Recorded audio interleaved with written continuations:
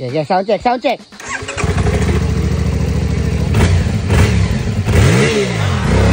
Hoy!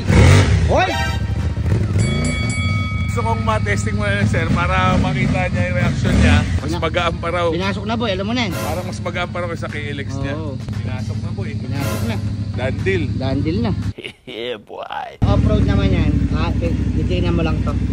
Yan, off-road na yan. Eh pag dito naman ABS yan, gumagana yung harap sa likod. Pagka off-road, dito tayo para KLX. Oo. Parang nawala yung...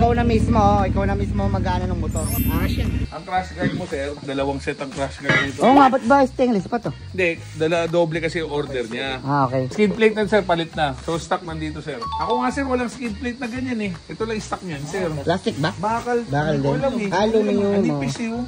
Na-UUP ito. Yung sa akin, na-UP na yun. Na ibabalik na diretso naman. Ilan na yung warranty mo bibigay? 2 months? Si sir kasi, medyo gusto niya kung yung igagaranti ko ba to. Since ito kaibigan ko to, sabay kami bumili nito si F-Moto. Ay, yung sa'yo doon? O yung unang bumili ko na sabay kami yan. So ngayon, para may hindi siya pangamba, bigyan ko siya 1 month warranty. So sa akin lang kayo bibili ng second na big bike na may warranty.